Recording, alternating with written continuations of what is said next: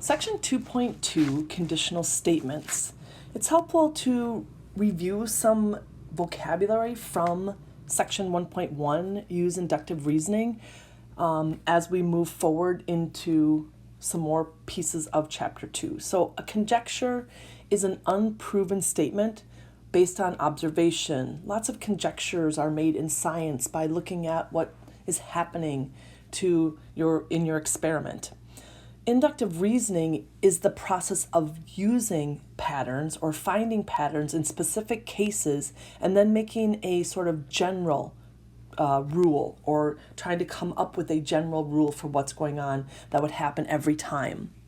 And then a counterexample is a specific case for which the conjecture is false, so it kind of proves your conjecture wasn't true.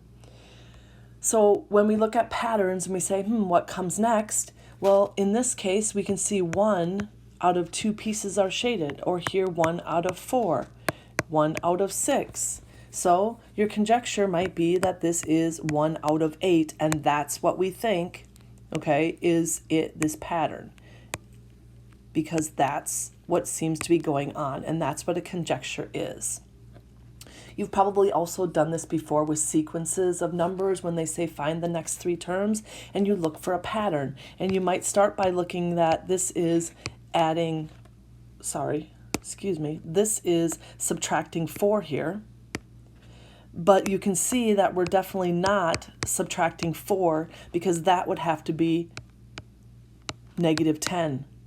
So that conjecture is false.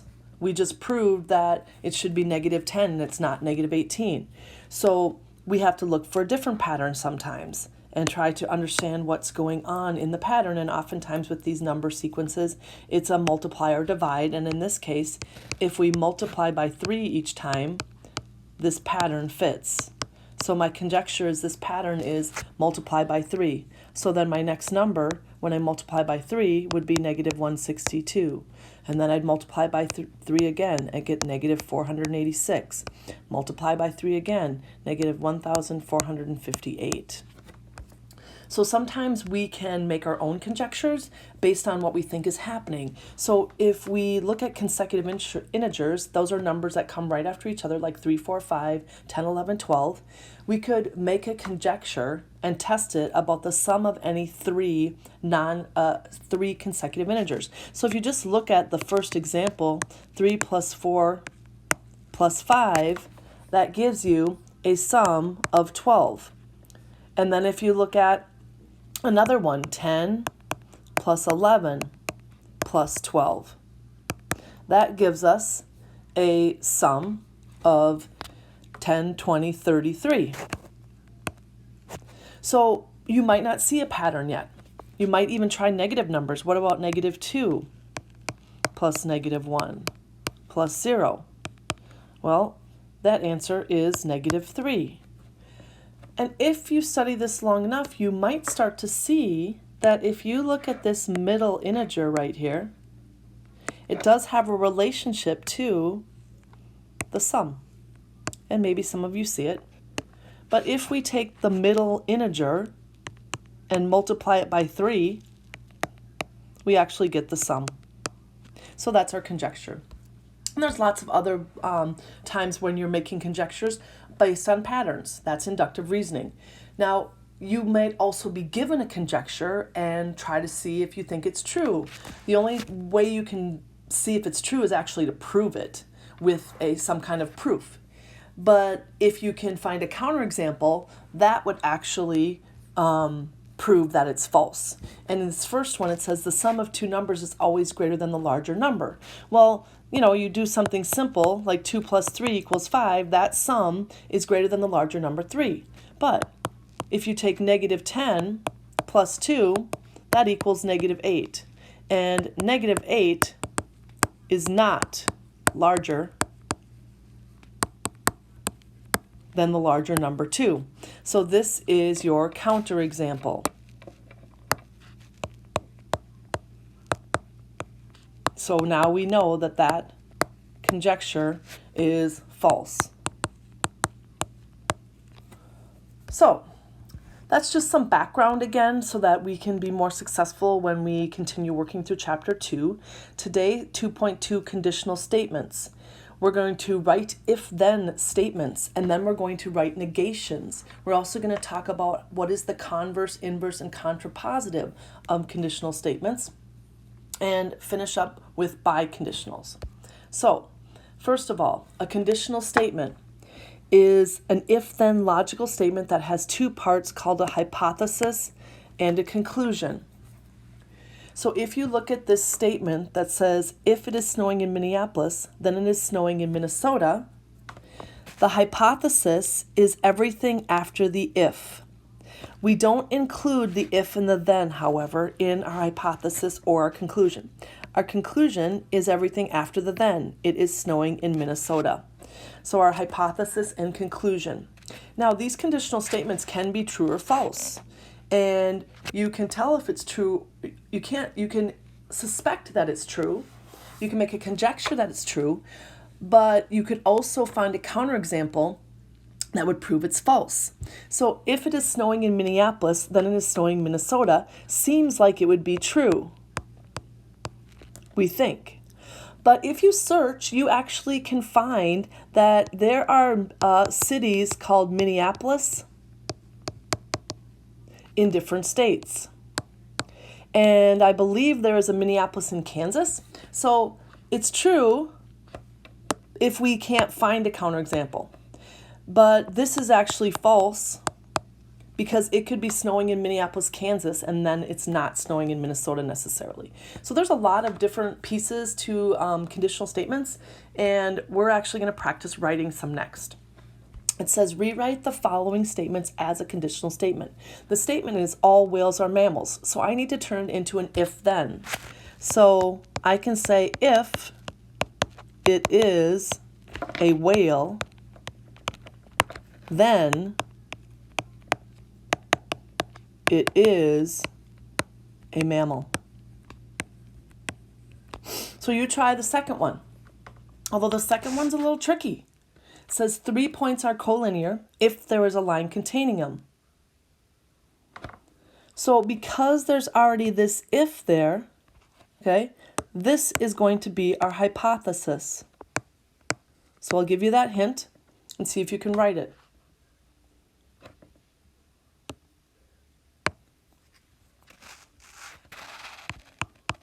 And it would be something like, if there is a line containing, and I'm not going to say them because I'm starting out with that. I haven't described that yet. So I'm going to say, if there is a line containing 3 points,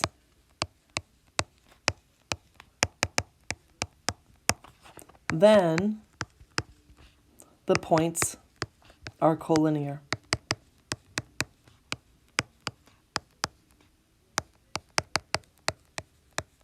Okay, so your hypothesis again was, if there is a line containing 3 points, your conclusion is the points are collinear.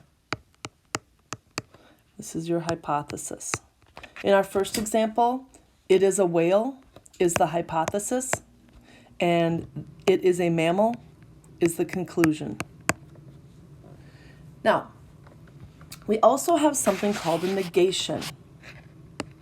And a negation is really the opposite of the original conditional statement, which actually makes it not true. We have a symbol for negation, looks like this. So that is a symbol for negation. So if I negate all whales are mammals, I would say all whales are not mammals. And again, we could determine whether these are true or false, or we make a conjecture that it's true, or provide a counterexample to show that it's false. So here's a couple notes to remember about conditional statements. Conditional statements can be true or false. I've been talking about that. To verify that a conditional statement is true, the statement must be true for every possible conclusion. So sometimes that's hard to determine. So we do our best. I don't expect you to do lots and lots of research to make sure it's true for every possible conclusion. But to show that a conditional statement is false, we just need to provide one counterexample. So we just need one counterexample to show that it is untrue if it's false. So keep that in mind, and we'll talk about that a little bit more as we go through some of these examples. So now let's talk about, there are different forms or varieties or variations of conditional statements. And those forms are converse, inverse, and contrapositive. So if we take an original conditional statement, if it is snowing in Minneapolis, then it's snowing in Minnesota. Symbolically, we could write if P, then Q, meaning if and then it is snowing in Minneapolis, that's our P, our hypothesis, and it is snowing in Minnesota is our conclusion. And it's just a shortcut of writing these things. Here's our hypothesis, and here's our conclusion. And so our original conditional statement is if P, then Q.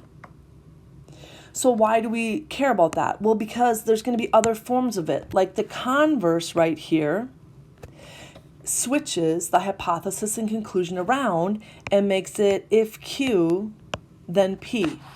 So what happens is the conclusion becomes the hypothesis. So it is snowing in Minnesota. Now that's your hypothesis. Then it is snowing in Minneapolis. That's your new conclusion. So again, symbolically, Q implies P. We read it as if P, then Q. The inverse is another form. The inverse right here negates the P and the Q. So it goes back to the original conditional statement and it makes it not P, then not Q. So that's what it looks like symbolically. So now we go back and we say if it is not snowing. So it's not P. So if it is not snowing in Minneapolis, then it is not snowing in Minnesota. So again, both of those things from the original P and Q became not. And then last but not least, we have the contrapositive. And the contrapositive right here basically switches the not P and not Q around. So we have not Q, then not P. So again, we take our inverse and basically switch it around. Or you take the converse and make both of them not. So now we have if it is not snowing in Minnesota, so this is our not Q, and this is our not P. So again, these hypotheses and conclusions get switched around. So let's practice that now. I'd like you to see if you can write, first of all, the original conditional. And let's have you try that right now.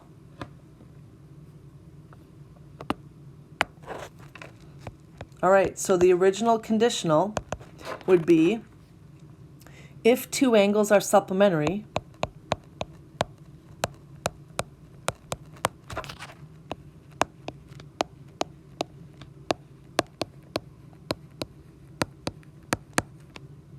then they sum or add. You could use that word too.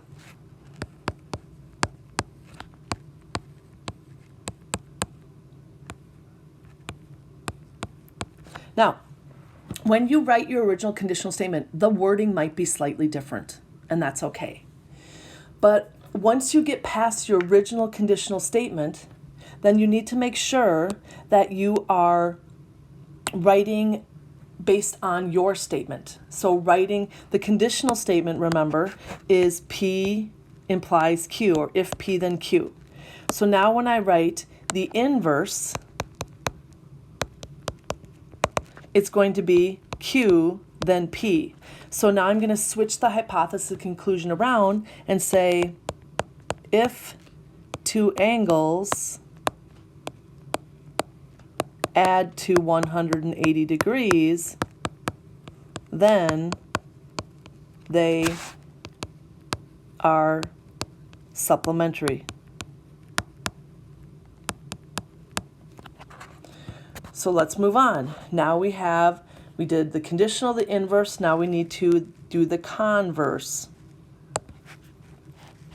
So the converse, clean that up a little bit here, is, remember, goes back to not P implies not Q. So now I have to go back to the original statement and put a not in there. So if two angles are not supplementary,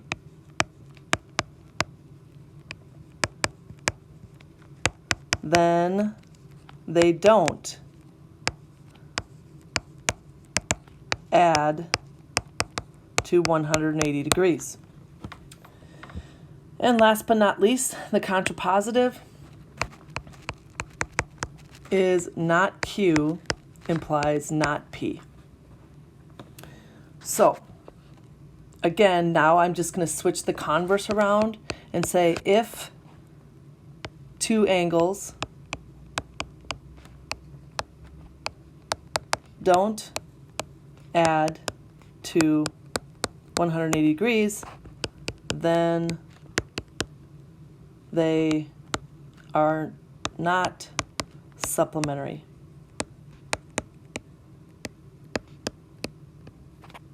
So again, we could determine whether each of these are true or false. So if two angles are supplementary, then they add to 180 degrees. Are there any time where you would have two angles that are supplementary that don't add to 180 degrees? No, because that's the definition. So the original conditional is true. What about the inverse? If two angles add to 180 degrees, then they are supplementary. Well, is that true? Is there ever a time that two angles would add up to 180 degrees and we couldn't say they're supplementary? No. So again, we can't find counterexamples for those two. And again, keep going down the line. If two angles, and by the way, if both of our conditional and inverse statements are both true, that's actually a definition. And supplementary angles adding to 180 degrees is a definition. So when we have that situation, we can actually write a biconditional, which we will do in just a minute or two. So let's talk about the converse. If two angles are not supplementary, then they don't add up to 180 degrees. So again, to find your counterexample, you're looking for two angles that are not supplementary, has to be true. So the hypothesis has to be true, and the conclusion has to be false. So that would have to be true, and they don't add to 180 would have to be false. But if two angles are not supplementary, then they don't add up to 180 degrees. So if they did, that's the only way we could get that. So again, these can be kind of tricky and wordy at times, but just do your best to always talk about, when we go back to that counterexample piece, is make sure you understand that in order to find a counterexample, the hypothesis has to be true and the conclusion false. So I'm going to scroll back here, and the counterexample right here, the hypothesis has to be true and the conclusion false, in order for it to be a counterexample. All right, our last thing to talk about here is a biconditional, and I kind of previewed this already. A biconditional statement right here is when, wrong piece here. Biconditional is when both the conditional and the converse statements are true. And these occur with definitions.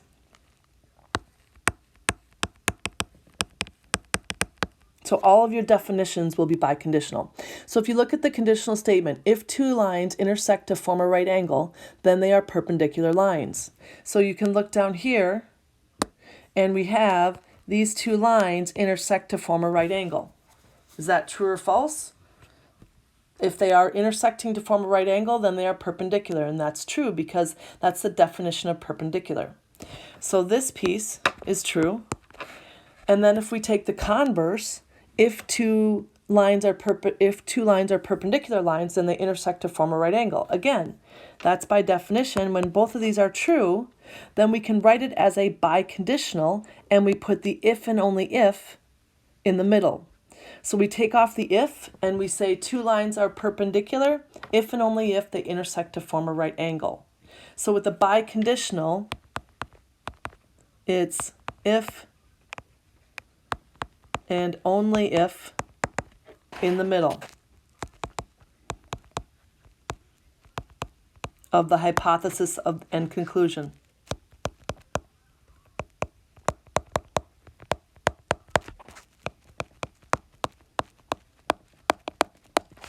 Okay, so if we went back to this example we did before, we could write this as a biconditional because both the original statement, the original conditional statement, and the inverse are true. So to write the biconditional, we would say two angles are supplementary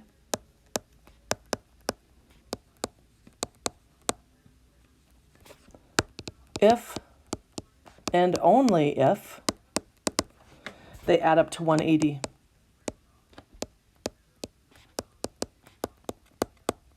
So, lots going on.